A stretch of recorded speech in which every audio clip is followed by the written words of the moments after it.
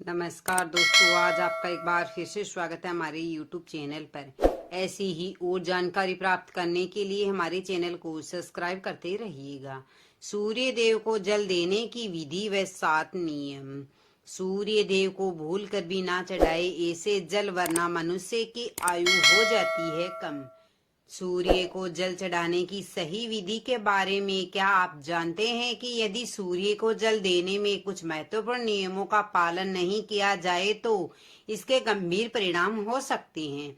श्री कृष्ण स्वयं नारद जी को एक पवित्र कथा के माध्यम से ज्ञान देना प्रदान करते हैं, जिससे न केवल हमारे प्रश्नों के उत्तर मिलते हैं बल्कि हम समझ पाते हैं कि सूर्य उपासना हमारे जीवन में कितना बड़ा बदलाव ला सकती है।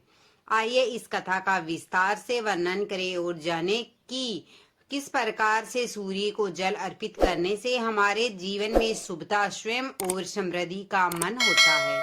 एक बार नारद जी भगवान श्री कृष्ण के पास आए और उसने पूछा, हे प्रभु, सूर्य को जल अर्पित करने का क्या महत्व है और क्या इसे करने का कोई विशिष्ट लाभ है। भगवान श्री कृष्ण ने नारद जी की जिज्ञासा को समझाते हुए कहा कि सूर्य उपासना अत्यंत लाभकारी है। जो व्यक्ति प्रतिदिन श्रद्धा और नियम पूर्वक सूर्य को जल अर्पित करता है उसके जीवन में सकारात्मक और ऊर्जा का संचार होता है। लेकिन अगर यह अनुष्ठान सही विधि और भावनाओं के बिना किया जाए तो इसका पूरा लाभ नहीं मिलता।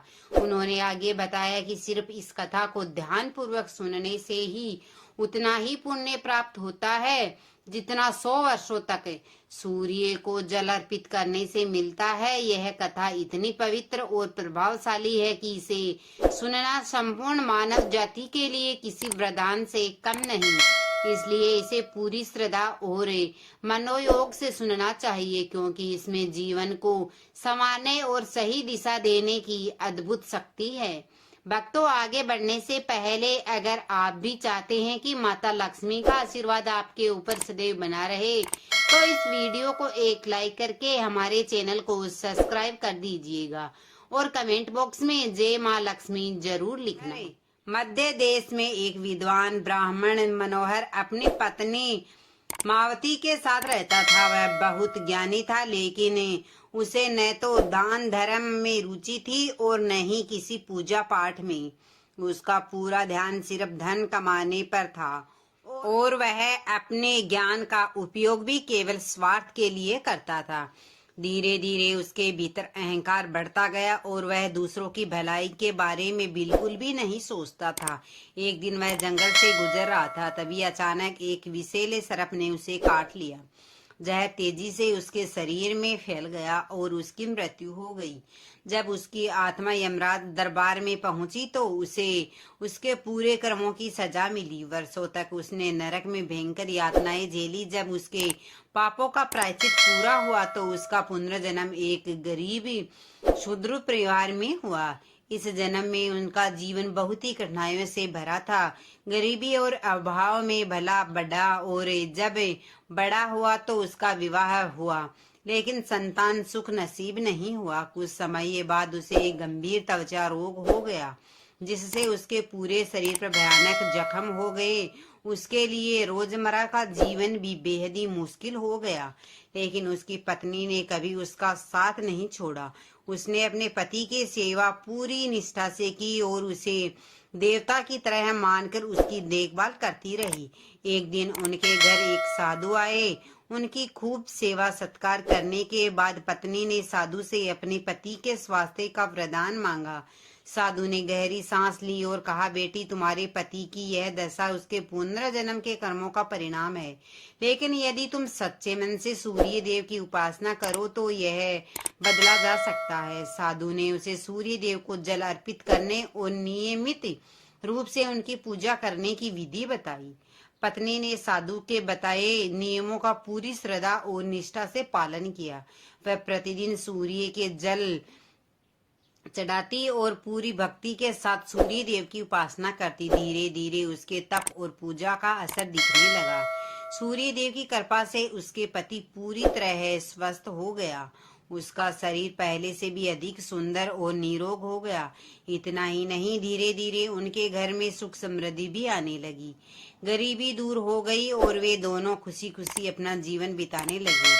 इस तरह सूर्य उपासना की शक्ति ने मनोहर के पिछले जन्म के बुरे कर्मों का प्रभाव खत्म कर दिया और उसे एक नया सुखी जीवन मिल गया। भगवान श्री कृष्ण ने नारद जी को बताया कि सूर्य उपासना के बिना जीवन में सत्कार नहीं आती। सूर्य देवता ऊर्जा शक्ति और जीवन के कारक हैं। उनकी उपासना से आत्मबल बढ़ता है और शरीर स्वस्थ रहता है। यदि प्रतिदिन सुबह सूर्य को जल चढ़ाकर आशीर्वाद मांगा जाए तो व्यक्ति को मान सम्मान, स्वास्थ्य और समृद्धि की प्राप्ति होती है। भगवान श्री कृष्ण ने नारद मुनि को समझाया कि यदि सूर्य देव किसी कारणवश रुष्ट हो जाए तो उनके जीवन पर नकारात्मक प्रभाव पड़ता है। शास्त्रों के अनुसार सूर्य देव की उपेक्षा करने से व्यक्ति की बुद्धि और समझ नष्ट हो जाती है, उसे अपमान का सामना करना पड़ता है, उसकी प्रतिष्ठा का ह्रास होता है और कई बार तो उसे आंखों की रोशनी तक खोनी पड़ सकती है। इसके अलावा उसे अशुद्ध और खराब भोजन मिल सकता है, जिससे उनके स्वास्थ्य पर भी प्रतिकूल प्रभाव पड़ता है। स्मरण शक्ति कमजोर हो जाती है और यहाँ तक कि पिता पुत्र के बीच विवाद उत्पन्न होने लगता। सूर्य देव के रुष्ट होने से व्यक्ति पर झूठे आरोप लग सकते हैं और अनजाने में ही वह कई अपराध कर बैठता है। इसलिए यह आवश्यक है कि व्यक्ति सूर्य देव को रुष्ट करने वाले किसी भी कार्य से बचे। नियमित रूप से सूर्य को लोट जल चढ़ाकर उनका आशीर्वाद प्राप्त करे। सूर्य को जल अर्पित करने का मतलब है कि हम उन्हें अपनी श्रद्धा और सम्मान अर्पित करते हैं। इसके लिए साफ और शुद्ध जल का इस्तेमाल किया जाता है। यह जल दोनों हाथों की अंजलि बनाकर या तांबे के लोटे में भरकर सूर्य देव को अर्पित किया जाता है। जल अर्पित करते समय एक खास बात का ध्यान रखना जरूरी होता है कि हाथों की तर्जनी और अंगूठे को एक दूसरे से नहीं जोड़ना चाहिए। अगर हम इन अंगुलियों को जोड़कर जल अर्पित करते हैं तो इसे राक्षसी मुद्रा माना जाता है, जो अशुभ मानी जाती है। इसलिए जब भी अंजलि के जल अर्पित करें तो दोनों हाथों से अंगूठे को अलग रखें। अगर तांबे के लोटे से जल चढ़ा रहे हैं तो उसे दोनों हाथों से पकड़कर ऊपर उठाए और सिर झुकाकर सूर्य देव को धैर्य दे। सूर्य को जल अर्पित करने का सही समय सूर्योदय के दौरान होता है। सूर्योदय के 2 घंटे बाद जल चढ़ाने का कोई विशेष महत्व नहीं रहता। जल चढ़ाने के लिए तांबे के लोटे का उपयोग करना सबसे अच्छा माना जाता है, क्योंकि तांबा सूर्य देव को प्रिय धातु है और यह स्वास्थ्य के लिए भी लाभकारी होता है। लेकिन अगर तांबे का पात्र उपलब्ध न हो तो किसी भी शुद्ध जल से धैर्य दिया जा सकता है। जल की शुद्धता बनाए रखने के लिए उसमें गंगा जल या किसी पवित्र नदी का जल मिलाना शुभ माना जाता है। इसके अलावा जल में लाल चंदन, लाल फूल और अक्षत यानी बिना टूटे हुए चावल डालना भी बेहद शुभ होता है। इससे सूर्य देव की कृपा होती है और जीवन में सुख समृद्धि बढ़ती है। जल अर्पित करते समय यदि आप इसमें थोड़ा सा घी, शहद, दूध या गुड़ मिलाते हैं तो यह और भी शुभ होता है। सुबह के समय जब सूर्य लालिमा लिए हुए हो उस समय जल अर्पित करना सर्वोत्तम फलदायी होता है। इस समय में सूर्य की उपासना करने से सूर्य देव जल्दी प्रसन्न होते हैं और व्यक्ति को अधिक लाभ मिलता है। यदि किसी व्यक्ति ने सूर्य को जल अर्पित करने का संकल्प लिया है तो उसे हर स्थिति में निभाना चाहिए। अधूरे संकल्प से सूर्य देव रुष्ट हो सकते हैं, जो शुभ नहीं माना जाता है।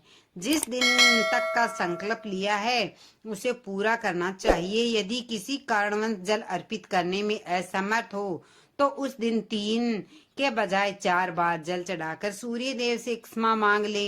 इससे किसी प्रकार का दोष नहीं होता। भगवान श्री कृष्ण ने नारद मुनि को सूर्य देव उपासना के महत्व के बारे में बताते हुए कहा कि यह व्यक्ति को दरिद्रता से मुक्ति दिलाता है और उसे सुख समृद्धि प्रदान करता है। सूर्य को जल चढ़ाते समय यह मंत्र का उच्चारण अवश्य करना चाहिए। भगवान श्री कृष्ण द्वारा बताया गया मंत्र ओम गृणेन सूर्याय नमः है। इन मंत्रों का उच्चारण करते हुए जल अर्पित करने से व्यक्ति के जीवन में दरिद्रता समाप्त होती है और उसे शारीरिक, मानसिक और आर्थिक लाभ मिलते हैं। साथ ही नियमित रूप से सूर्य उपासना करने से व्यक्ति को मनोबल और आत्मविश्वास भी बढ़ता है।